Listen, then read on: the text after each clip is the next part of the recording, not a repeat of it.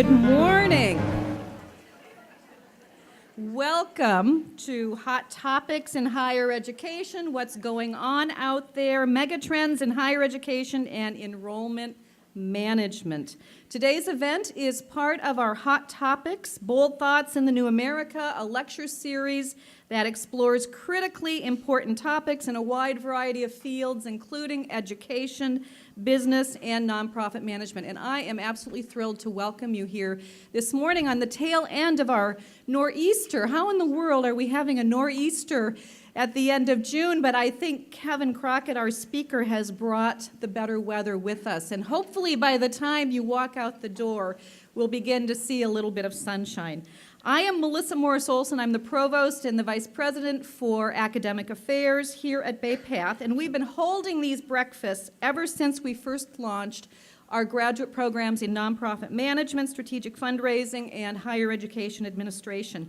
We started these breakfasts as a way of bringing professionals together here in the Pioneer Valley, in western Massachusetts, northern Connecticut, as a way of giving you an opportunity to learn and to network with each other. And I've heard from many of our attendees over the years just how valuable this opportunity has been for getting to know each other and for picking up some new skills and knowledge. And so I hope that when you leave today, by the time you leave, you'll have at least one tangible takeaway. I think you're going to have many more just knowing our speaker this morning. But I hope you take away just at least one tangible thing that you can implement immediately, and one new professional network. So promise me that that'll be a goal for each of us this morning. One new network, somebody you don't know before you leave, and one tangible takeaway. Know that we hold these hot topic breakfasts twice a year, typically in January and in May. We also do a series of webinars that you can attend for free on a variety of topics in the graduate areas that we offer, specifically higher education, nonprofit management, and fundraising. Now, an event like this would not be possible without the helping hands of many, many individuals. There are too many to mention, but I do want to call out Anne Marie Canton, our administrative assistant extraordinaire in the back. Anne, would you please stand so we can recognize you? She truly touches every aspect of this event, and it would not be possible without her helping hands. I also see Brianna, who is her right hand, and they work so closely together, Brianna Sittler, so please join me in thanking Brianna as well. I want to also introduce Dr. Lauren Way. Lauren, where are you? And have you stand. Lauren is our director of the Master of Science in Higher Ed Administration program here at Bay Path. This is the program that is sponsoring today's event, and we are so incredibly blessed to have Lauren Way on this campus. I've had the opportunity, please join me in. I've had the opportunity to speak recently with some of her graduates in the higher ed program, and they all say the same thing. She is incredibly knowledgeable about what's happening in higher ed. She is a fabulous teacher. She's deeply invested in the well-being of her students and skilled at pushing them to think in new and innovative ways. Not surprisingly, her background includes and combines 15 years plus of higher ed administration with skills in experiencing and establishing new businesses around the globe. And we're so thrilled. She just received a prestigious Whiting Foundation grant. She's going to Malaysia for the summer to study the higher ed system in that country, and particularly to look at how that system is being transformed vis-a-vis what's happening around the world. And so we're thrilled for her. We also have some higher ed students here today, I think. Could I just ask those who are in the program or who have graduated to stand so we can recognize you?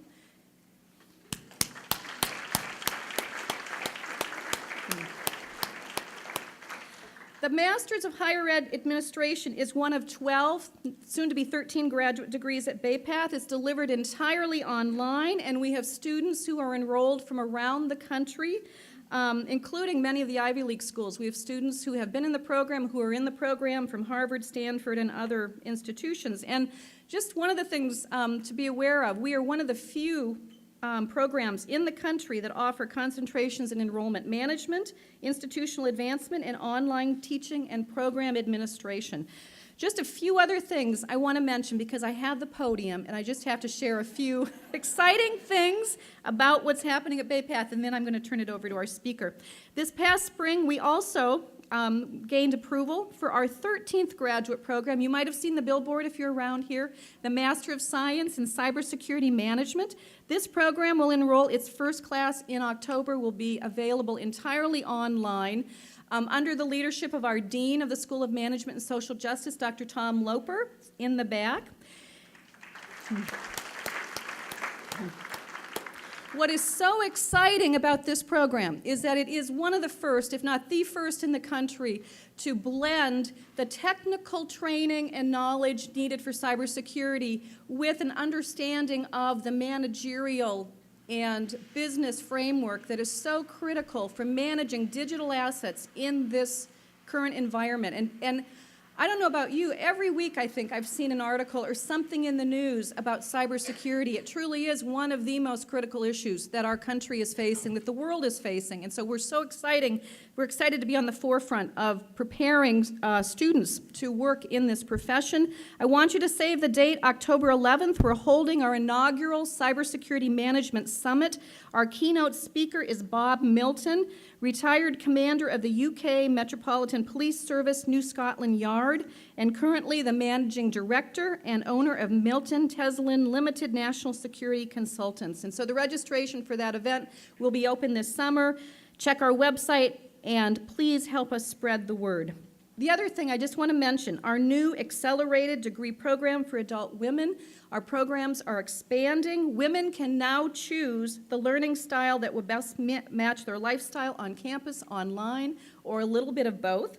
Whether they're in a classroom or in the comfort of their own homes, an educator coach will be with them every step of the way. We will now be offering 18 majors in high-demand career fields, such as digital marketing, social media management, health services management, human resource management, small business development, counseling foundation, as well as criminal justice with concentrations in advocacy and parole and investigation and corrections. So we're really busy here at Bay Path, but very, very excited about expanding our educational niche in terms of serving and helping adult women in particular find their calling and using their education to get on the pathway in terms of what they want to do in life. So again, look at the website. If you know adult women who have always wanted to go back to school and complete their degree, this truly is a one-of-a-kind program, and the support is just extraordinary that our women receive.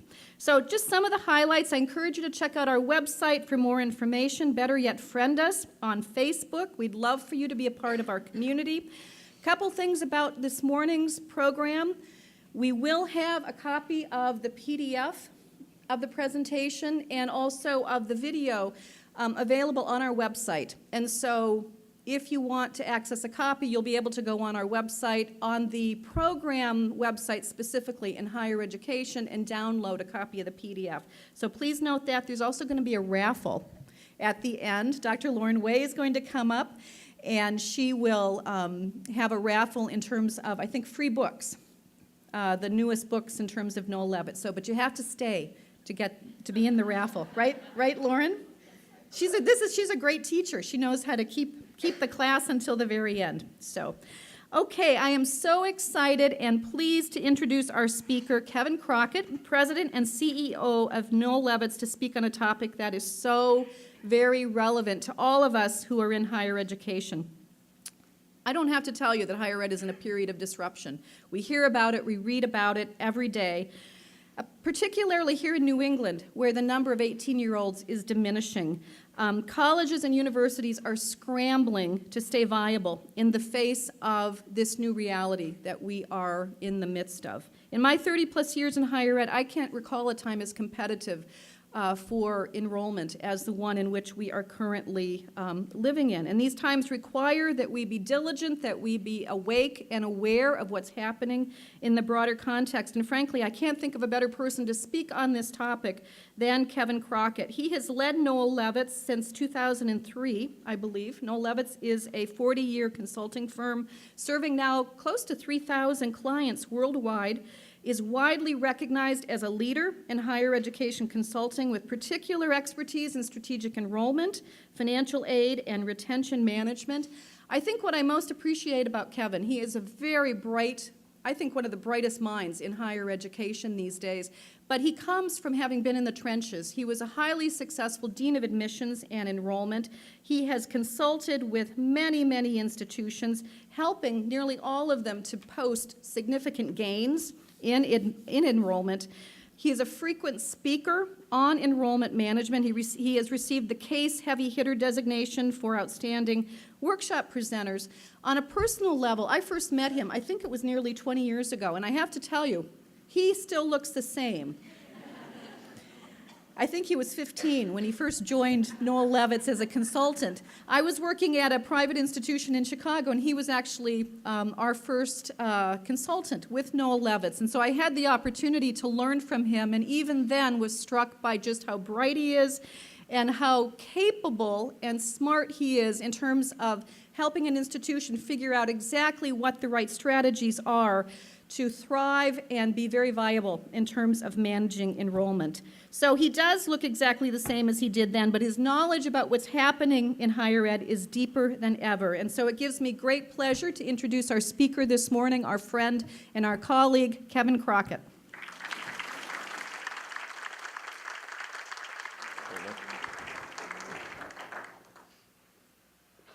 We on? We're on. I don't look the same as I did in 1995. my better half would certainly argue that point a little bit.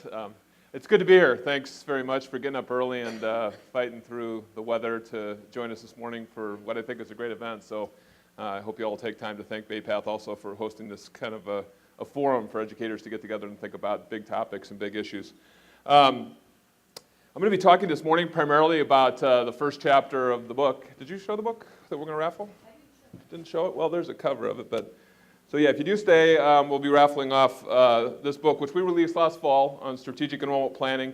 And I thought I'd talk, again, primarily about the first chapter of that book, which kind of outlines the major challenges facing enrollment managers and higher education administrators and faculty and the whole community, frankly, as we look at the decade ahead.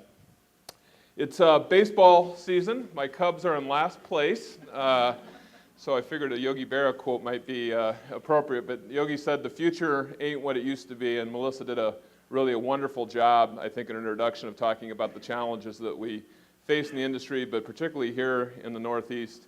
You are in the middle of the storm, and we'll look at some of that data in just a few minutes, and not just understand the challenge, but also think about what to do about it and how we can solve those challenges.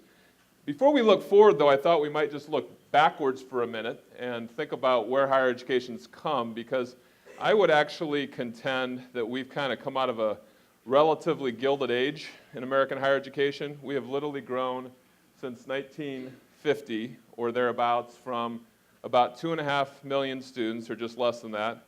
70% of them were male, and we were conferring just under 500,000 degrees a year back in about 1949. If you think about how that has changed, we're now approaching between 20 and 21 million students. About approaching 60% of those are now female, so we've flipped the male-female ratio, which you well know, and we're conferring about 3.35 million degrees. And there have been some bumpy spots along that road or along that path for those that have been around a little bit longer. We went through a very challenging economy in the 70s. In the 1960s, going back a little bit further, we dealt with campus unrest and major change on our campuses. In the 80s, we dealt with a pretty severe recession. We dealt with another recession in the early 90s, a pretty big demographic dip in the late 80s and early 90s, which some of us had to manage our way through, although it's interesting. As you all know, we're in another one of those demographic dips, but I would contend that historically, one of the things that is different is that in those past dips, we were also growing participation rates. So we were sort of inoculated from the impact of those, because as graduates were going down, the number of graduates participating in higher education were going up. So we've had our ups and downs, but as a general rule, the industry has thrived. We've been a growth industry for a long time, and that's changing pretty rapidly, and we'll look at those data in just a minute. This slide gives you just the numbers, and you can see the just really dramatic growth across sectors. And I thought would help me just in terms of tailoring my remarks. How many of you are at a private college university? Raise your hand. Okay, down.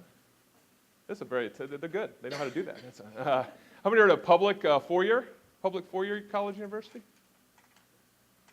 Public two-year? Great, welcome. Private two-year?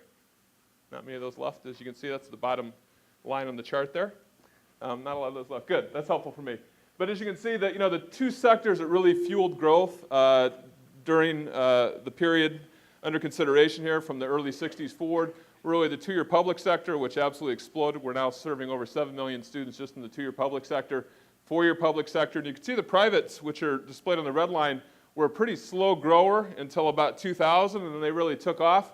But the underlying data point there probably isn't a surprise to you. And what didn't take off necessarily was the not-for-profit private sector. It was the for-profit portion of that. And it's always amazing to me to think that as recently as 2000, just 13 years ago, we only had about 500,000 students enrolled in the career colleges of the for-profit sector, and that number has jumped up to almost 2 million. So they've grown by 1.5 million just in that last 10, 12-year period, which is pretty remarkable when you think about it.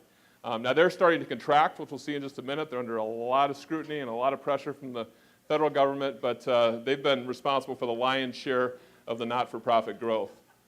As I mentioned a minute ago, one of the drivers of the industry has been participation rates. And again, never ceases to amaze me to think back in the early 1980s when I was going to college, that we only had 50% of our students, high school graduates, going on directly to college as recently as the early 1980s.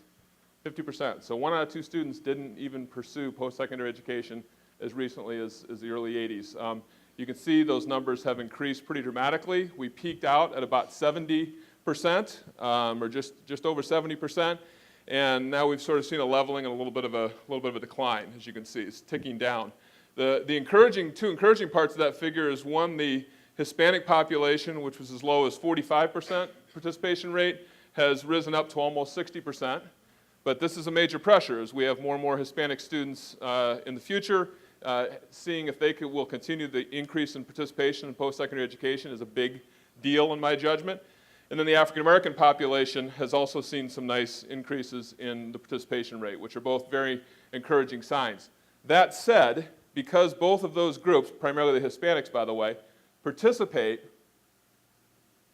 at lower levels, a lot of folks, me included, think it's going to be very challenging for us just to maintain that sort of 67 to 70% participation rate, and I don't think anybody thinks we're going to go much north of that. I don't think anybody thinks we're going to go much north of about 70%. So if you're in a declining market and you are not going to have increases in participation rates, then it's a zero-sum game, right? Every student's got to make a choice, and some schools are going to win and some schools are going to lose. And as we know, some markets are in worse shape than others, which we'll look at in just a minute. So I'm going to talk about 5 things. And by the way, these are not the only 5 things. I was reflecting on Lauren's exciting trip to Malaysia this summer, and we could have spent the morning talking about globalization, the impact of globalization on higher education.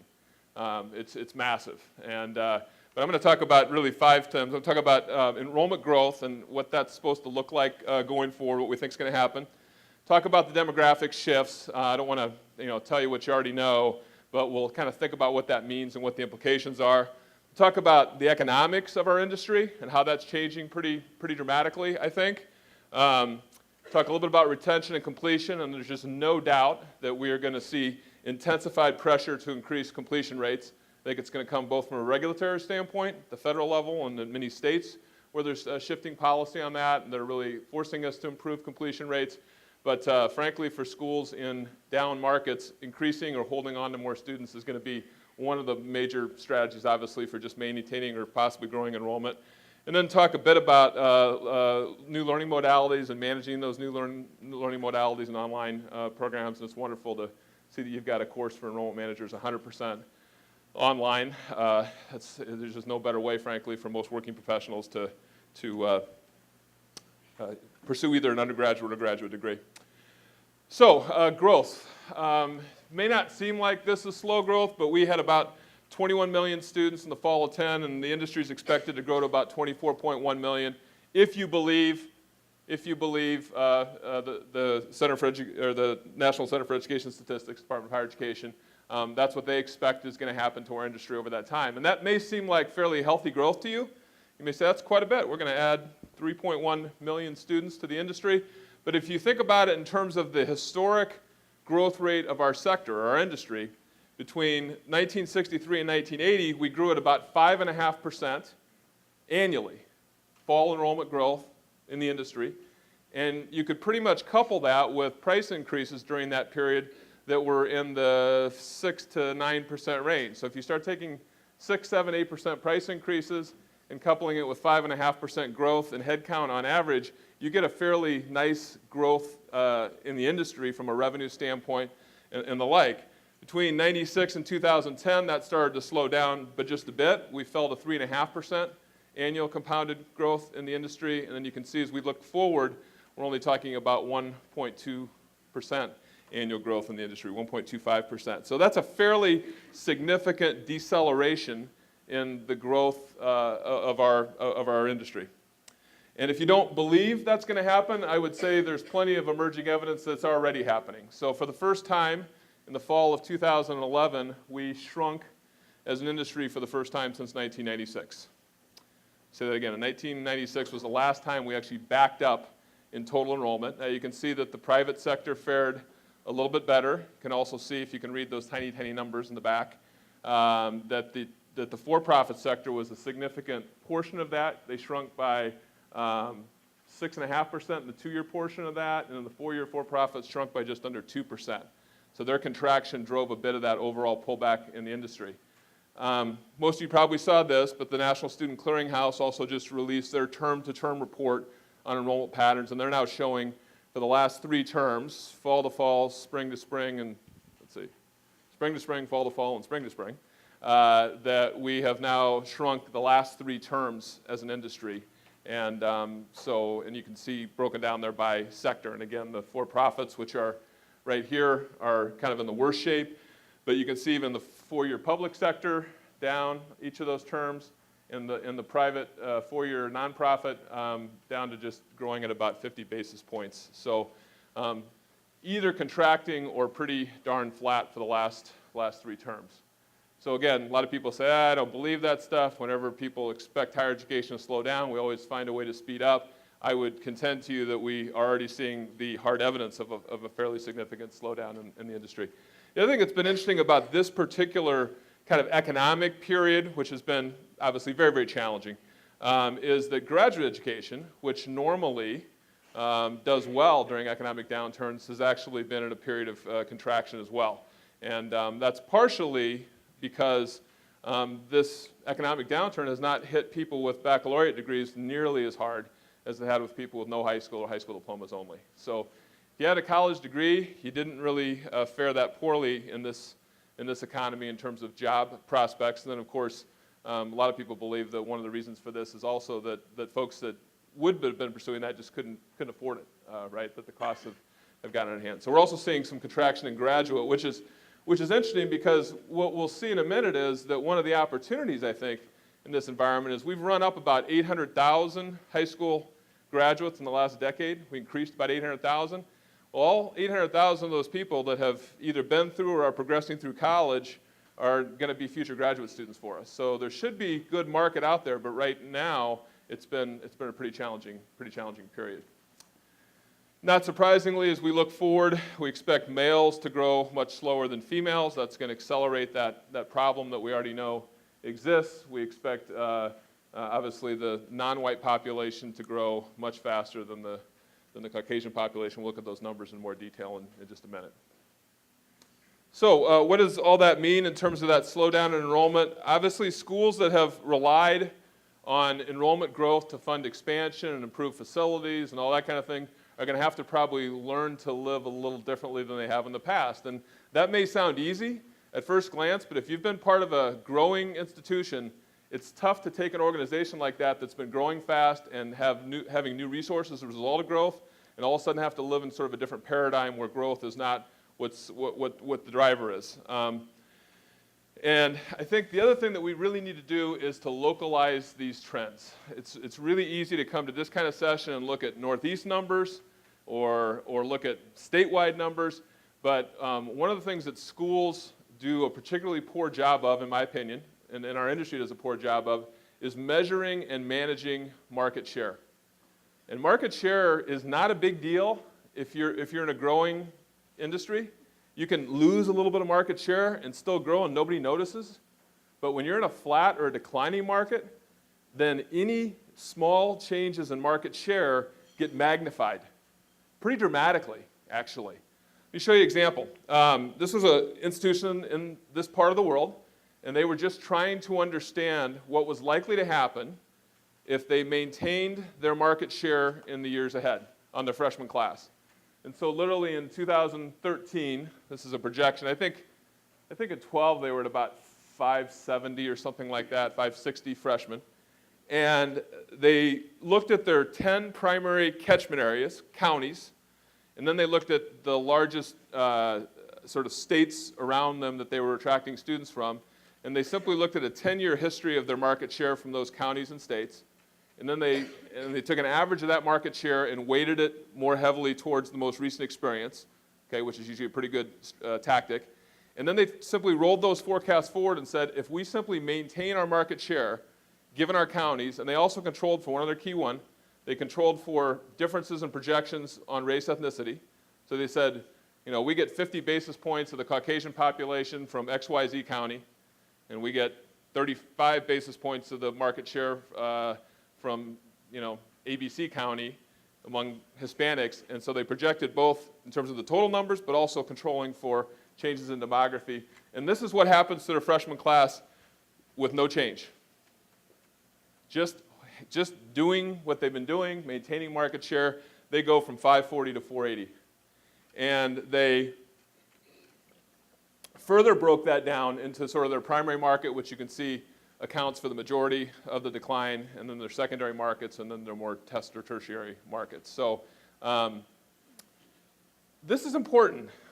Again, most of you, I bet if I asked you and I said, what share of the market do you control at your institution, whether it's for traditional undergraduates or the graduate population, which you can measure typically by the number of 25 to 30-year-olds or 31 to 35-year-olds that are enrolled in post-secondary education, and what part of that do you capture out of your market is the best way to measure those trends. But really understand, what is your share today? What has it been? Is it rising or is it falling?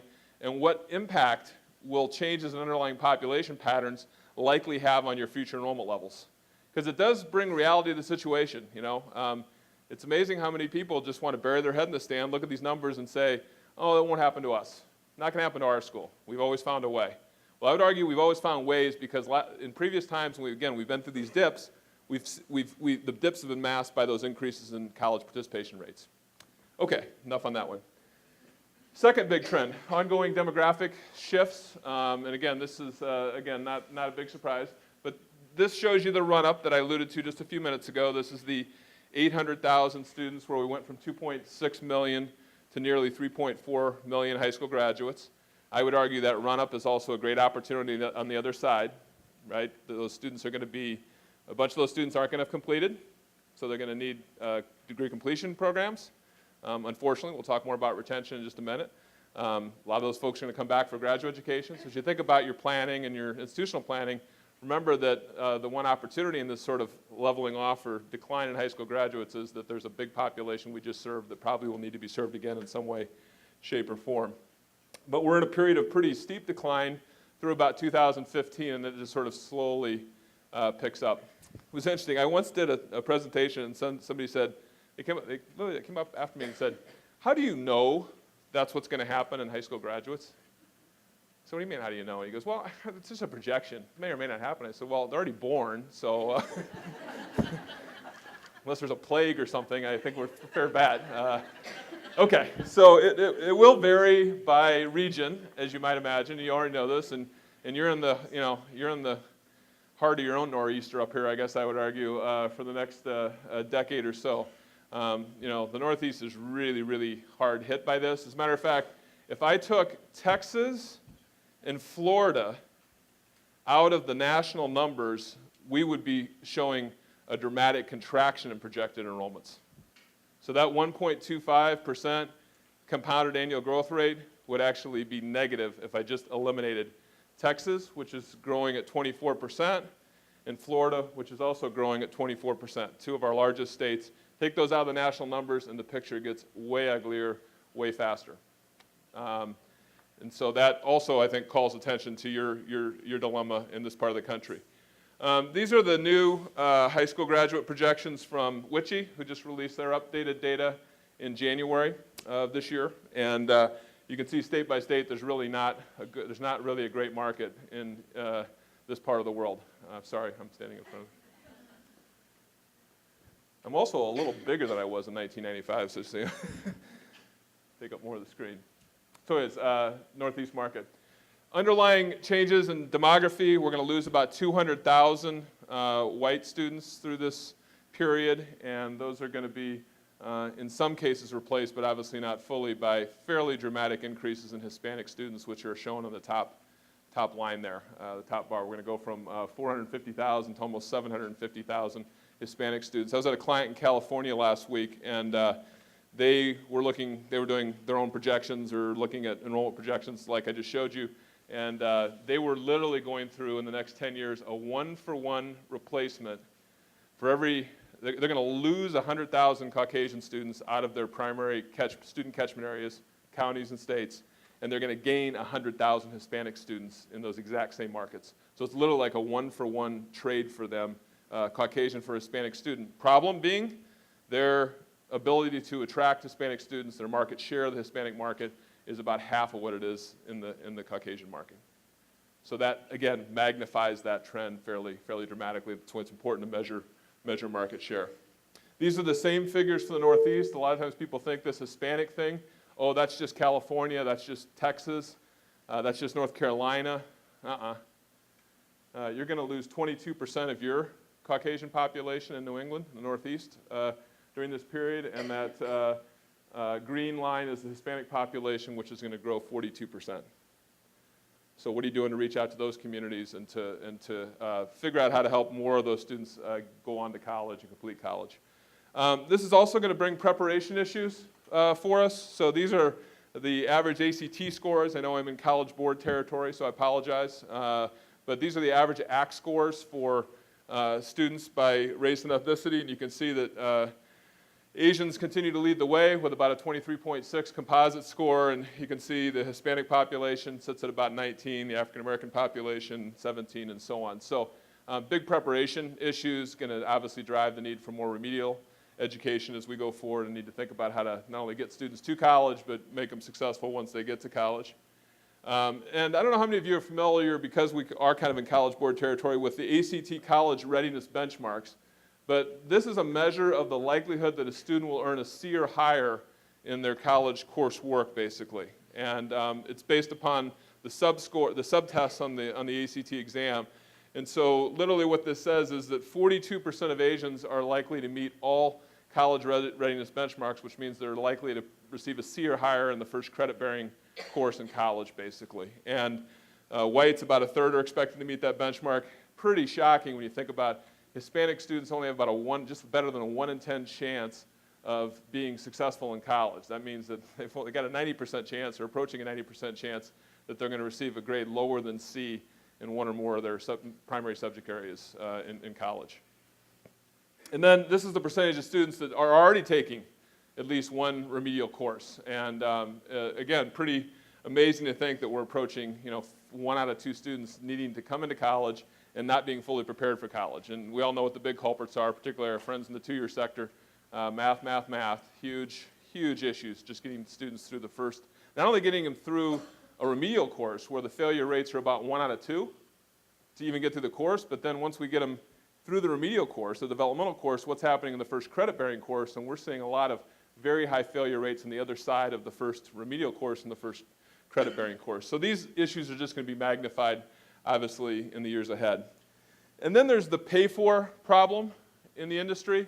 We're going to talk about that in a lot more detail in just a few minutes, but Asian and white families on average earning right around $70,000 nationally, compared to about $40,000 for both African American and Hispanic families. So big issues. A lot of private colleges in the room. The truth is most of your sticker prices are equal to or greater than, in this part of the country, what the typical Hispanic or African American family earns in an entire year.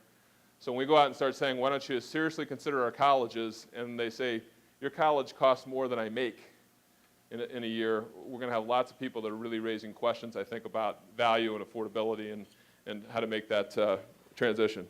So what does all that mean? If we take the demographic decline and we couple that with the underlying changes in race and ethnicity, it's pretty clear to me that if you're in a declining market, and we don't think participation rates are going to go up, and we may even have difficulty maintaining share because of changes in patterns of students, then you really have to think about market and program development strategies, right? So if you think about the four primary ways to manage enrollment, to manage growth, you really have three options, broadly defined. You can think about ways to penetrate your existing market more deeply. So that's meaning increase your share. And you have to take a rigorous look at that and say, what strategies are really going to have a meaningful impact on increasing our share of our existing market? That's why it's so important to understand what your share is. Say that again. It's really important to understand what your share is so that you can make realistic assessments about whether or not you can increase that share through market penetration activities. Okay, this is sort of better recruitment, better marketing. Usually it takes some investments, doing more than you're doing today. But that's the first place you want to look. But that's probably, for many of you, you're going to look at that and say, we're doing things pretty well. You know, there's always room for improvement, but we're doing things pretty well.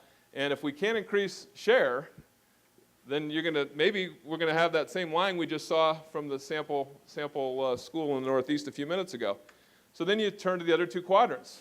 From a strategic standpoint, you say, are there new markets that we can tap? And markets are both geographic in character, but they're also demographic.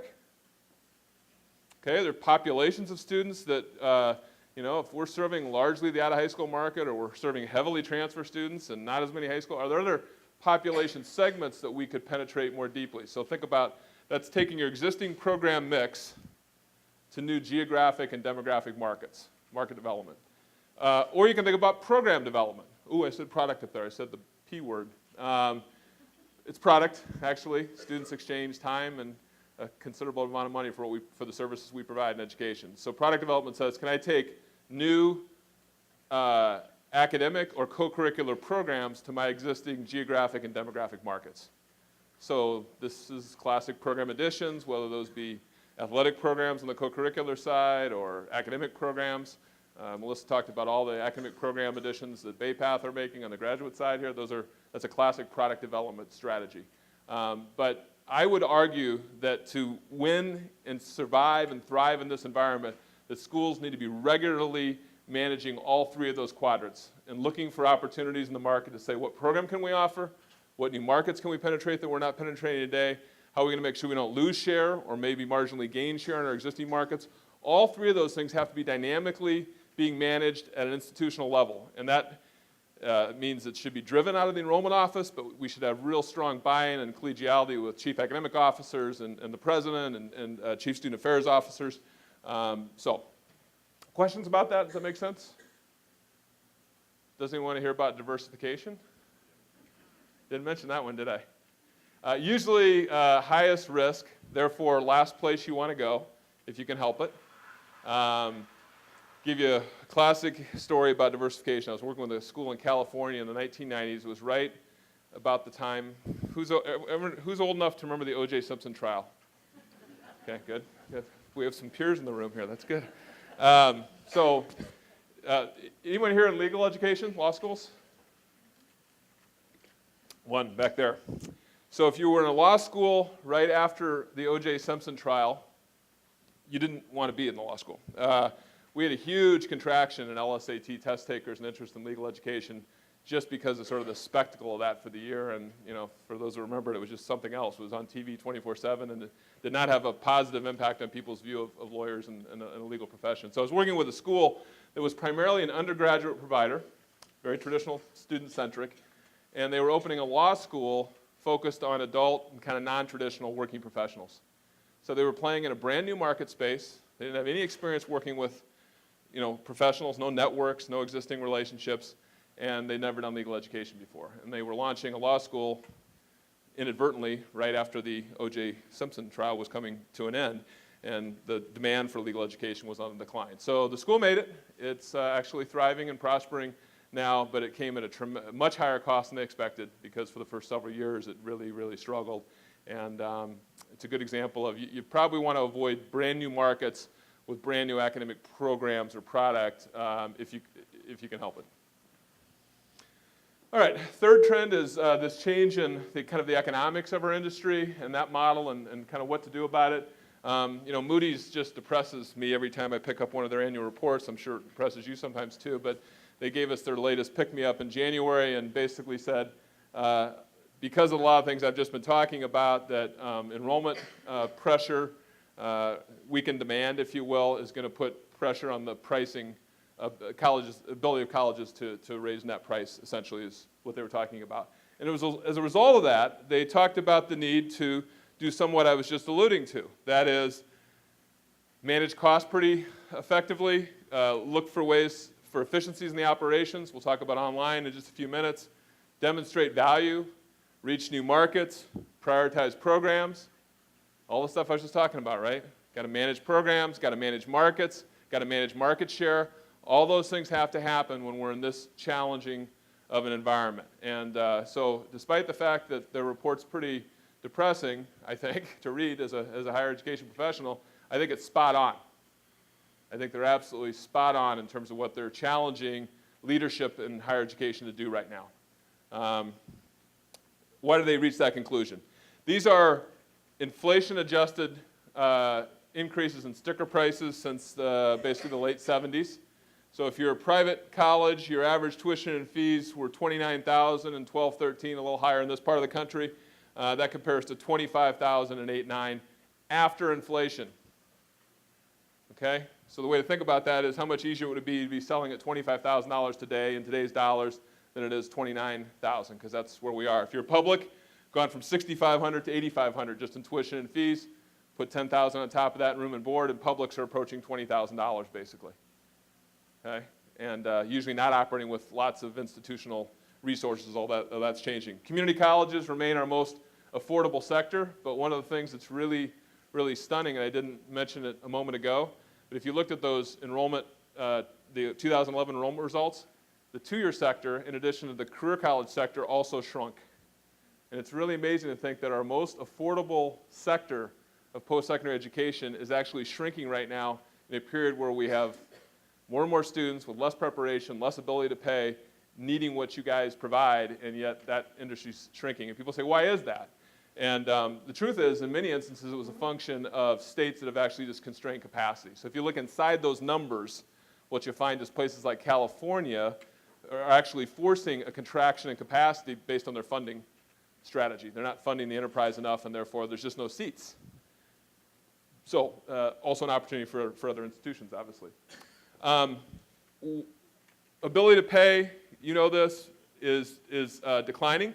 So since 2001 through 2011, left-hand bars are the lowest income folks. The right-hand bars are the highest income folks. This was kind of an equal opportunity economic downturn in the sense that every strata lost, although the poor got poorer and the rich just got a little poorer.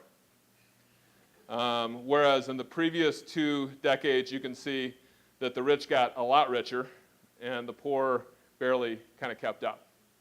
But everybody lost during the last decade in terms of inflation-adjusted median family income. So we're raising price faster than inflation, and incomes are actually declining against inflation.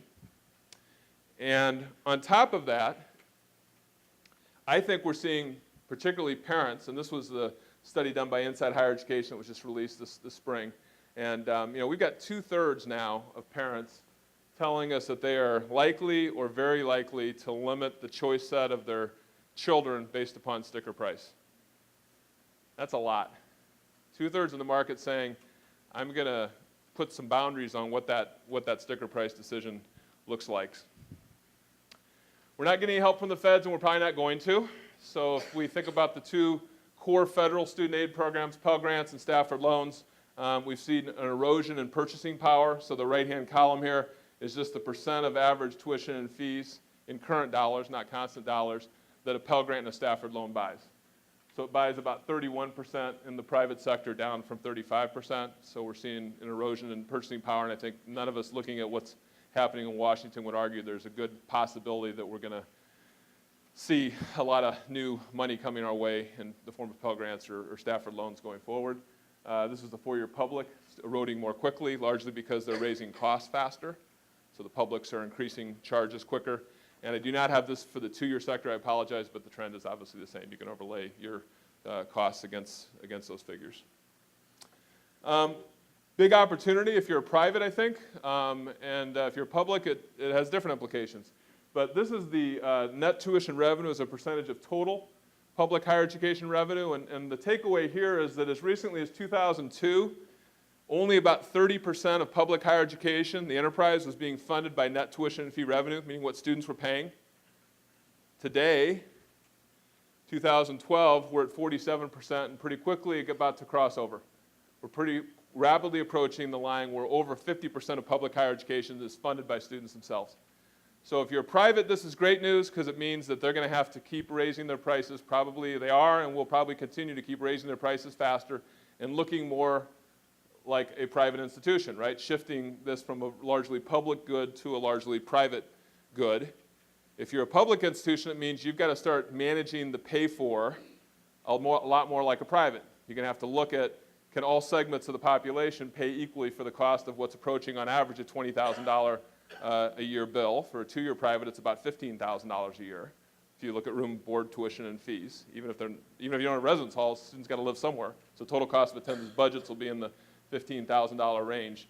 So, this is an interesting period because we're moving to a model where the publics and privates are going to look, frankly, a lot more alike, in my judgment. And that's going to increase competition. It's going to require publics, again, to price more like privates, differentially price more like privates have been doing for years. And privates are going to have an opportunity to maybe compete a little more effectively against publics, I think, because the pricing differential is not going to be as great. The subsidy is shrinking as a portion of the total enterprise. Debt, and by the way, I think this story is way overblown. I think it's not about the ability to borrow. Well, it's a little bit about the ability to borrow. It's not about the ability of students to repay what we're asking them to borrow.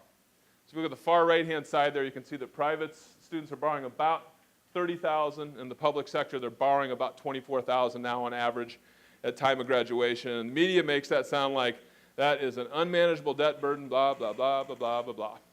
And if you look at what that really is, it's really a payment that's around $275 to $300 a month. And when you bump that against average starting salaries, it remains a very manageable burden for students to take on post-graduation. But there's a perception that it's not, right? And students are saying, I don't want to take that on. Parents are saying, you shouldn't have debt coming out of a bad economic period. There's concerns around debt. But what I will say is we, I think, need to be far more aggressive in communicating to students affordability and how worthwhile it is to take on some amount of debt burden to attend college. Because it's still the best investment they will ever make. And it's not just the money. It's not just that their lifetime earnings are going to be $1 million higher. And by the way, even if you do some college, a study just came out 2 days ago that said even if you do some college, there's a significant wage premium just for doing a year of college or 2 years of college versus no college. But it's not just that. I don't know how many of you saw Sandy Baum's work on sort of the the economic but also the non-economic benefits of higher education. But college educated students, they vote more, they smoke less, they have just a richer quality of life, they exercise more. There's just so many non-economic benefits to students who complete higher education that this amount of borrowing is totally worth it. But one of the big issues, I think, is will the funds be there? So I won't dissect this whole chart, but let me just give you two figures to think about on it. In 2008, prior to the economic downturn, $19 billion of post-secondary education was being funded by private loans. I'll say that one more time. That's $19 billion with a B. It's that blue bar, or the blue section of the chart sitting on top. was funded by private student loans. Today we're down to $6 billion. So we've wiped $13 billion of financing out of the industry in 4 years. And that's literally because people like Sallie Mae and so on used to be able to go take federal loans, package them with private loans, just like people used to take low-risk mortgages and package them with high-risk mortgages and go sell them in Europe and Asia and so on. And they can't do that anymore because there's no longer a federal loan program that's privately funded. And nobody wants to give unsecured loans to 17-year-olds. Big surprise. Or if they do, they want to do it at a ridiculous rate. Okay, so that money is not coming back. Pretty sure. Okay, just because of the structural changes in the program. Second big trend, so the short-term solution to that, the good news was we also got big increases in the unsubbed Stafford program. That's the dark red portion of the program.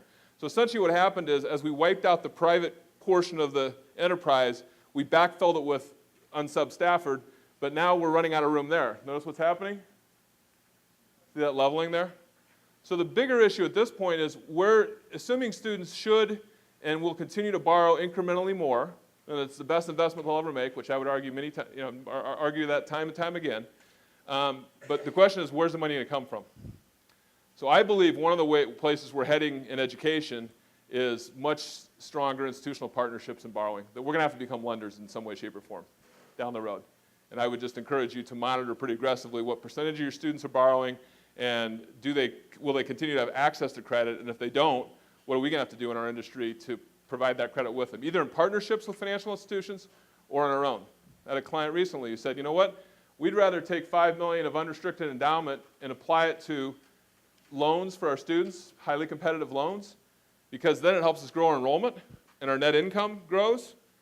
And so it's, and they're saying that versus putting it into the equity markets right now, better bet, because we can get a lot more bang if we can get enrollment growth out of it, and then obviously those dollars recycle over time.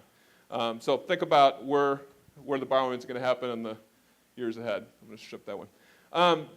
As a result of all that, in the private sector, discount rates have been on the rise.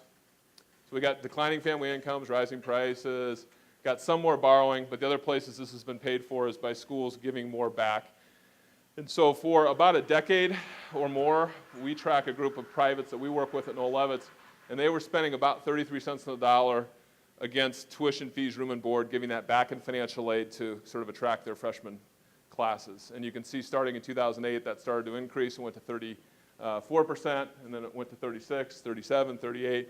We've been in sort of a slow creep. And this is literally just price increases continuing, declining incomes, no new state and federal money, sometimes declines in state and federal money, and schools sort of backfilling some of that obligation. So discount rates are on the rise.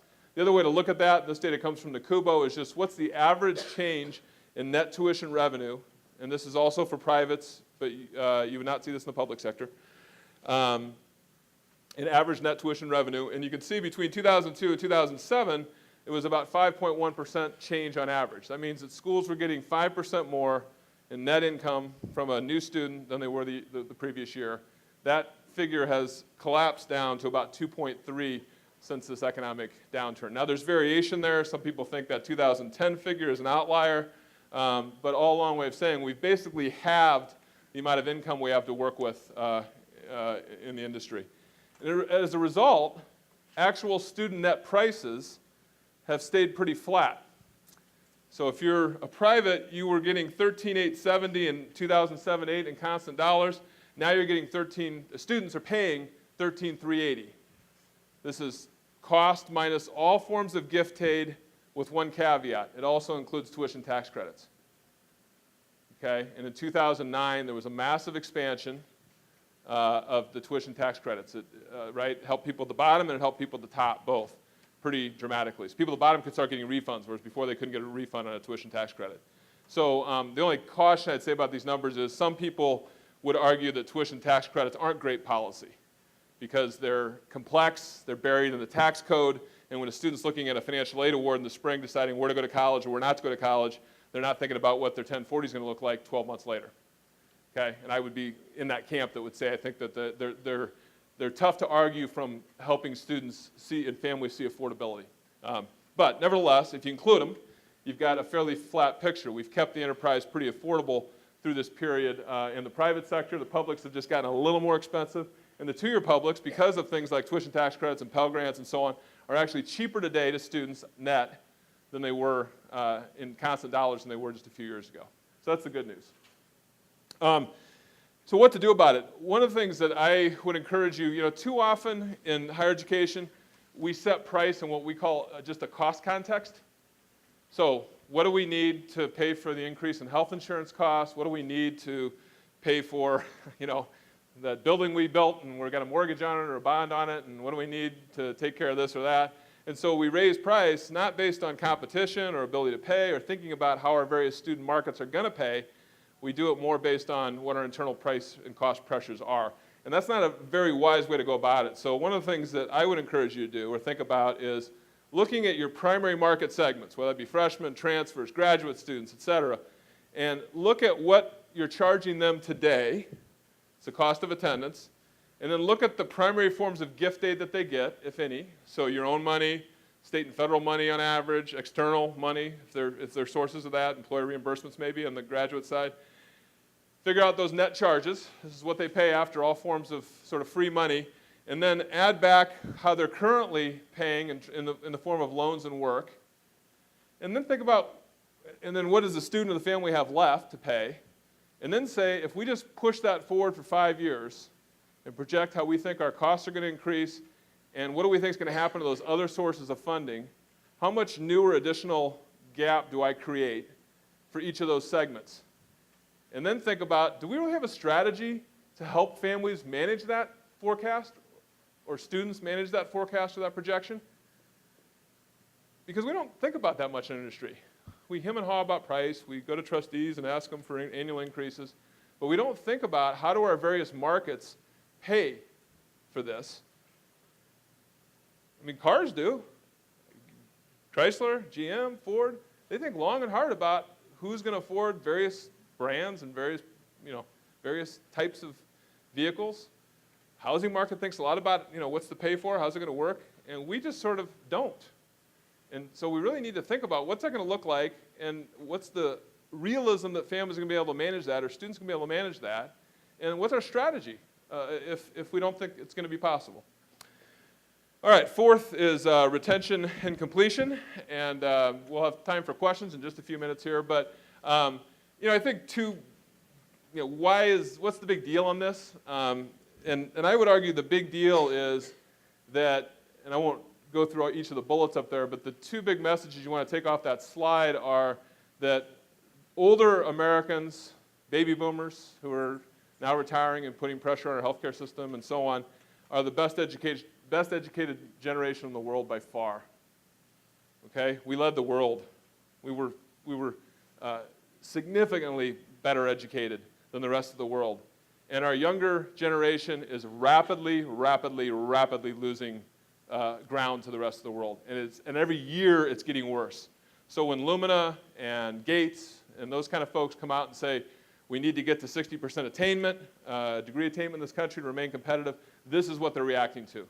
So this is the sort of what I call the macro reason to care about increasing retention and completion, because it's just a straight economic competitiveness standpoint in a global economy where the rest of the world is educating their young people a lot better than we are.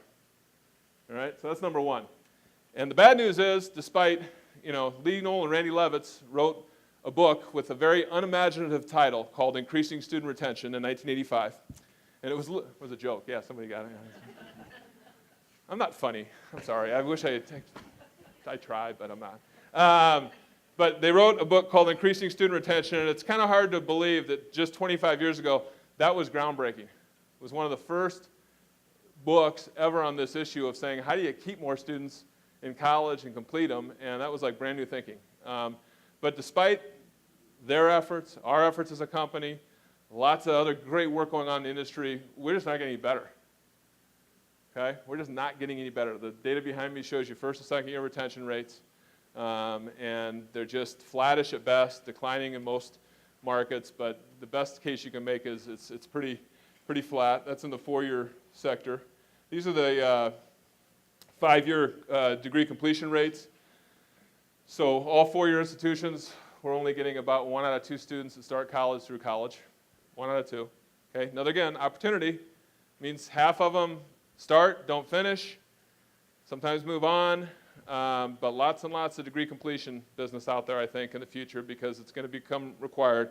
And then in the 2-year sector, about 1 out of 2 returning for the second year, and about a completion rate that in a great year is about 39%, in a bad year it's about 25% or half of what we're seeing in the 4-year sector. So we're just not getting it done. Now the good news is that there are countless examples of schools that outperform their peers. And how many of you have been on collegeresults.org? Yeah, go check that out. It'll actually find peer schools to you in terms of costs, in terms of the kind of students you serve, socioeconomically and also academically in terms of preparation. And it will find benchmark or peer schools, and whatever it'll pick 15, 25, or 50 peers. And you may not like who it picks, but it'll pick ones that look like you.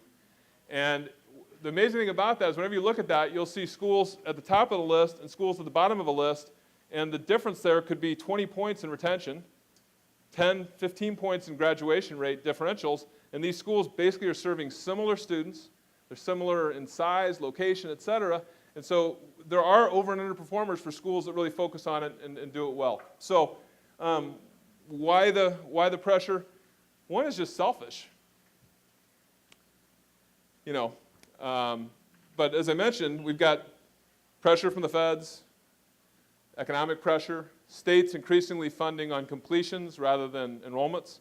I don't know, what's going on in the Northeast? Are you under funding formulas at the state level that are funding now on completions? Yeah, nodding your head, yes. Yeah, so I think we're not very far away from a situation where most of public higher education will be funded based upon completed courses or completed programs of study, not full enrollment headcount. Changing very, very rapidly, and that ship sort of left the station. And then, again, at an institutional level, and at a very selfish level, I think what we're going to see is, if you're in a declining market, this is one way to stem possible enrollment softening or enrollment pressure. So if you're not on this one, you just got to be on it because it's got to be part of that mix of strategy. Program development, market development. I put this in market penetration. We've already got them. All we got to do is keep more of them. All right, and then finally, let me say a couple words about online.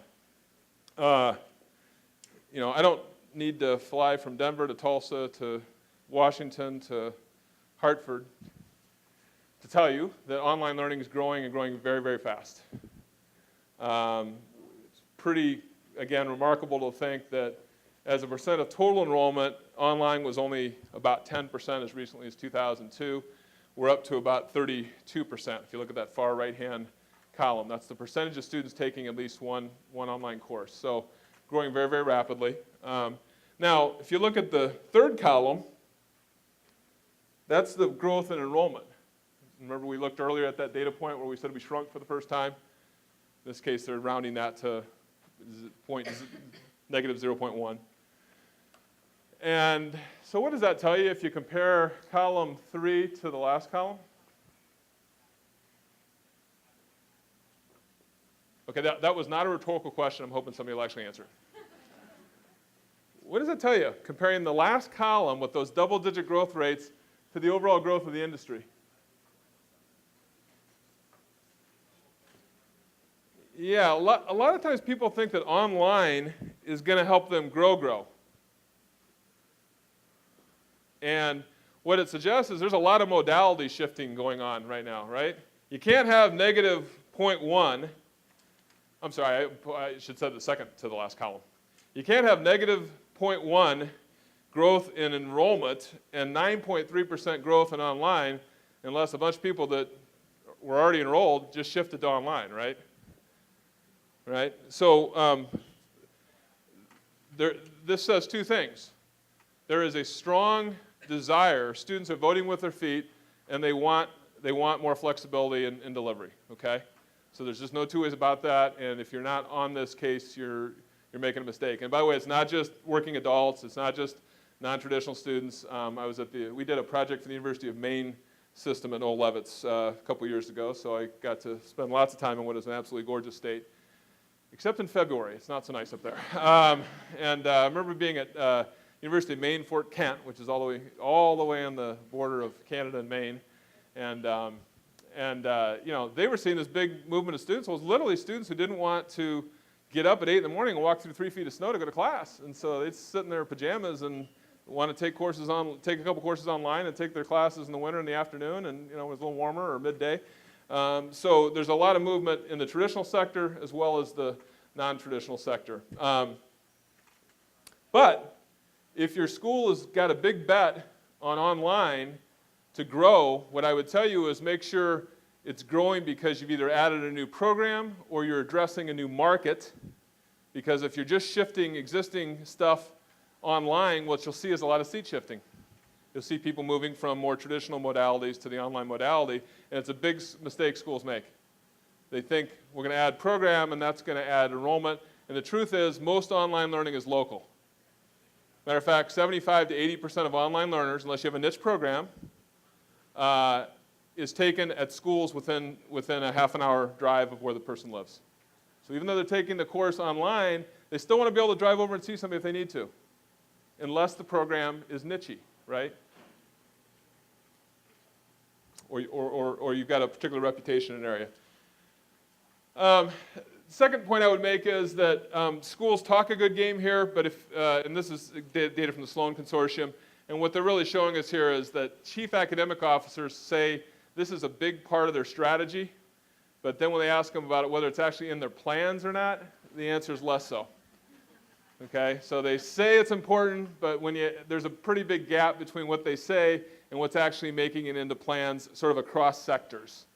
Okay, so you got to walk the walk and talk the talk is the message here. And then the final thing I'll say about this is data from our priority survey of online learners, which is anyone use our student satisfaction inventory or some of our satisfaction suites?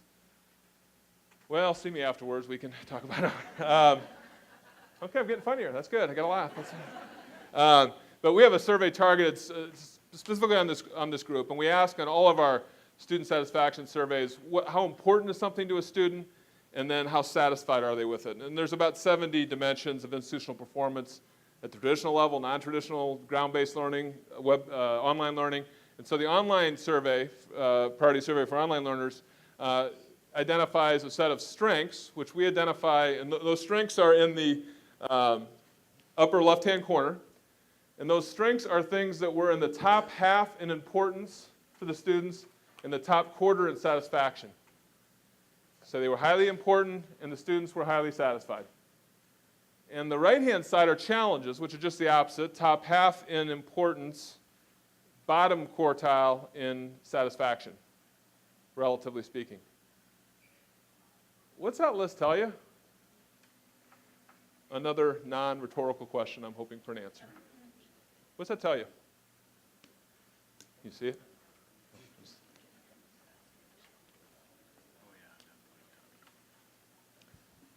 Yeah. It's easy to do, but there's a question of the quality. Yes. We figured out how to register them, bill them, get them material, get them online, but real questions about instructional quality. And you know what's really ironic? If I showed you the exact same slide for ground-based learners, traditional ground-based learners, those boxes would be just the opposite. They'd say, you're great at instruction, and you stink at registration, financial aid, I'm serious. They would absolutely the opposite. They would rave about instructional effectiveness, would be in the upper left-hand corner, and the lower right would be all about how we're not great at the mechanics and the administration of the enterprise. And so a couple of implications here. Number one, most schools are not tracking retention rates effectively in their online programs. And when schools do that, they find rates that are typically substantially below, success rates, course completion rates, are substantially below what they would experience in their own on-ground programs. So watch it, study it, look at it, understand what the dynamics are. Because simply adding programs, registering people, and then not having a complete courses successfully is, that's no strategy for the future when we need to retain more people, complete more people. So really look at it and then start to understand what are the underlying instructional issues. Why are they dissatisfied? And by the way, there are lots of examples of students that are satisfied with program. So it's not like this is all, I don't want you to think this is all a disaster. It just means that we have really got to get after this from a quality standpoint, I think, or we're going to take what's a great opportunity to provide greater flexibility and opportunity to students and turn it into a situation where we're not delivering high quality educational services. So again, I could have talked about many other things, globalization, international, all that, but kind of elected those 5. And I hope it got you thinking. I hope you got at least one idea out of all this, or one thought to take back to your campus. And so I'd like to thank you for being here, but we're going to open it up, I think, for questions, and there are some mics over here so that we can have you hear the questions. They'll be brought to you, just raise your hand. Yeah, just raise your hand if you got a question, right here.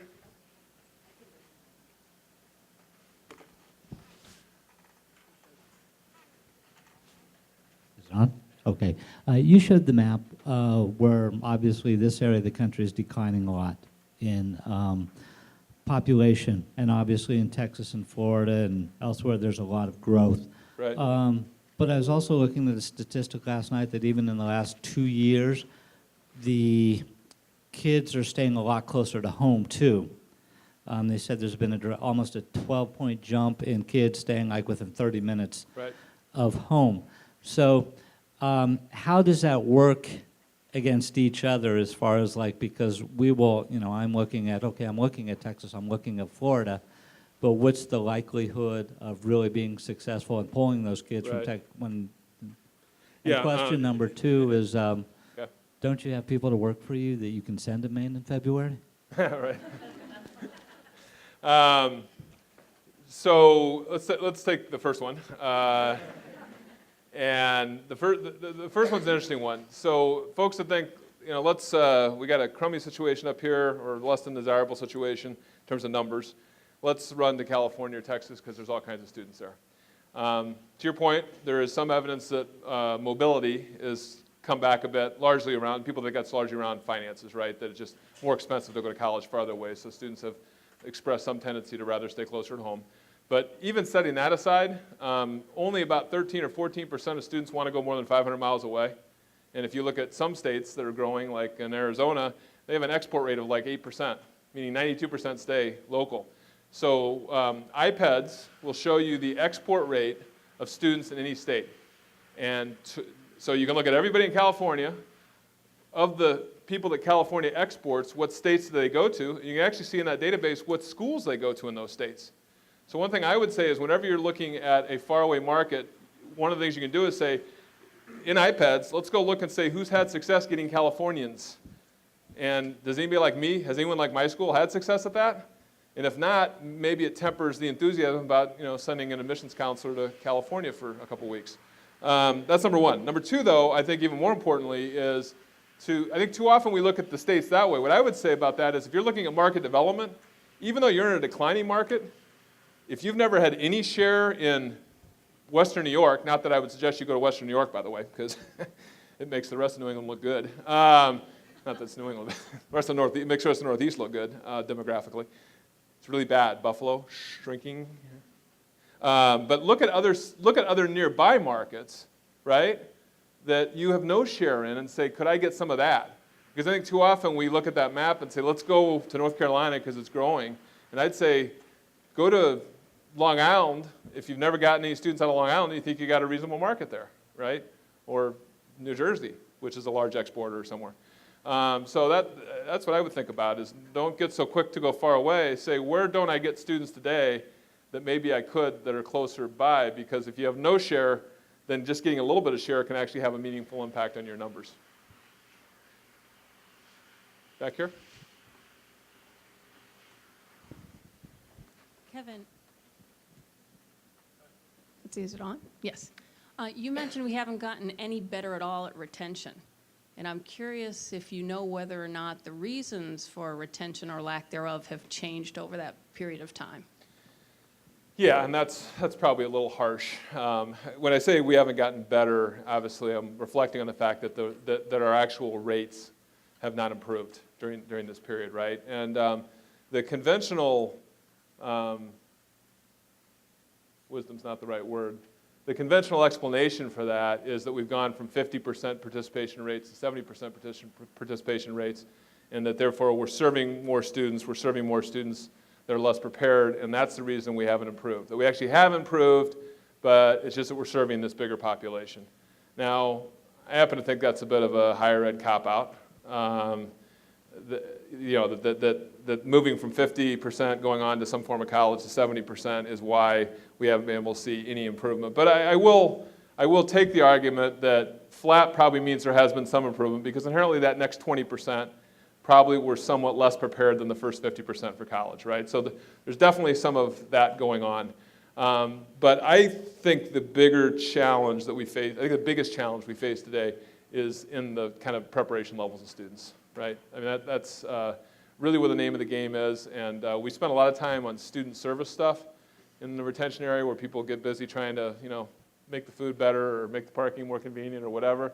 But the truth of the matter is, the trick to retention is two things: figuring out the kind of the academic deficiencies and needs that students have to be successful, and really addressing those aggressively, and then B, having a really enriching and engaging academic experience. Because students will put up with about anything. They'll put up with a long line at the registrar's office. They'll put up with crummy food. Not that the food's crummy. Food's good here, by the way. They'll put up with that stuff if they're really engaged in the classroom and they feel like their program is leading them to meet their educational and occupational goals and objectives. If that's happening, they'll almost always stay and pay. Okay? And the third dimension of that, implication of that, is advising. In other words, meeting their educational and occupational objective, all right, means that they have figured that out. And we have lots that show up they may have an idea, but they're not clear on that. So really addressing academic deficiencies, having an engaging academic program, and then third, making sure you've got really strong academic advising so that students who do have unclear educational and occupational objectives, you've got strategies to help them get that clarified. Do those three things really well, and generally you'll win. And that doesn't mean you should let the lines be long at the registrar's desk and so on, but those are the three things that will matter, typically.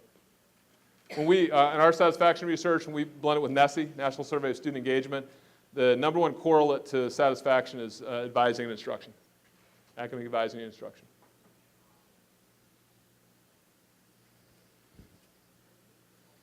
Yes, back here. Yes. How do international students tie into all this? Good question. And again, it's probably the one question when I talk about some of these issues, the one thing people always say is, "How come you didn't address international?" And obviously, we've been through, an explosion in sort of the import of students to the United States for instruction, and it really is a mega trend that probably belongs in the discussion. But I think that you've got to have a strategy around that, I will say that not all schools are equally well suited for international students. I think it's another one where people sort of say, "Let's go online, we'll get some students. Let's go to China, we'll get some students." Well, you have to be prepared to serve Chinese students, and so I would say if you're already there, great, and it's probably going to continue to be a good source. Although I think the other thing we're seeing internationally, though, is building more in-country capacity for education, and I expect that to continue. So while I expect growth in international on an ongoing basis, I think that growth will slow somewhat as we see more capacity being built in-country. And the interesting thing is, I think what was probably a good idea, schools that wanted to go in-country and offer a Duke University degree in China or something, that hasn't gone so well. So there still is fairly strong demand to want to come to the United States for studies. So that's why I think there'll continue to be growth, but I think we'll see some siphoning off of growth through capacity building, like you're going to study in Malaysia in a few weeks. All right, I'll take maybe one more, and I don't know when you want to wrap up, but yes, back here. You mentioned new learning modalities and sort of focused on online learning as part of that. Some of the other new learning modalities that people are talking about are flipped classroom. Can we get a mic back? I can't. Yeah. You were talking about new learning modalities, Mm-hmm. and you mentioned online. There are some other types of new learning modalities that are out there, flipped classrooms, that type of thing. Right. Yeah, I just don't want to get feedback. So I just didn't know if you had anything to share on what you're seeing in those areas. Well, I guess one of the first things I would point out is that that definition that Sloan uses for online is pretty all-encompassing. That doesn't mean it's 100% online. It means, I think, is it 51%? Is it 50, do you know? Is it 51? I think it's 50, at least half the course, over 50% has to be online. But, and obviously we do studies for schools on sort of academic program demand and when they're looking at new programs, and we study modality and sort of desired course delivery preferences for students. We almost always see kind of a blended modality went out, where they really do prefer some sort of face-to-face time. That's not always true. It does depend a little bit on the program and the target market and that kind of thing, but as a general rule, see a lot of that. So I guess the first point I would make is I think we need to be really creative and really responsive to what, when students want to learn, how they want to learn, and what modality they want to learn, how much is going to be collaborative, how much is going to be individual. It was interesting, I was talking with, I think it was Lauren this morning, about Baypath, and that they still have this Saturday program that students really want to come to. You explained that's a target market of sort of a lot of women, a lot of maybe divorced women or folks that are just trying to get back on their feet. And so that Saturday is really convenient for them because they can come and be here all day and maybe figure out a way to have the kids taken care of by parents or friends or whatever on a weekend's easier than during the week. And so it's an interesting finding because as a general rule, we find students don't want to go on Saturday now. Right? I got a client in Pittsburgh who used to have a thriving business program, Friday night, Saturday morning, one of those deals, remember those? And it was going gangbusters, and now it's dropping double digits every year. It's because students don't want to go to class anymore on Friday night and Saturday morning. So, what I'd say about all the modalities and all the options, hybrid, I got a client in Wisconsin, or school I was at, not a client, last spring, Lakeland College in Sheboygan, Wisconsin. And they were an early leader in adult education. They have a program called Blend Ed. They've actually trademarked the program, Blend Ed.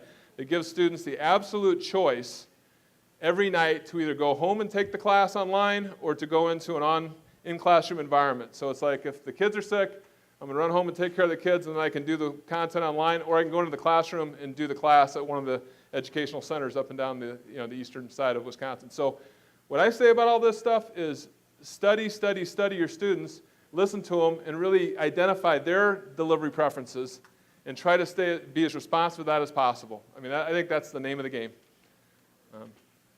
Okay, well, I know you all want to go back to work. So I'm going to wrap this up and turn over to Lauren for some final comments. Thanks a lot again. I hope it was helpful.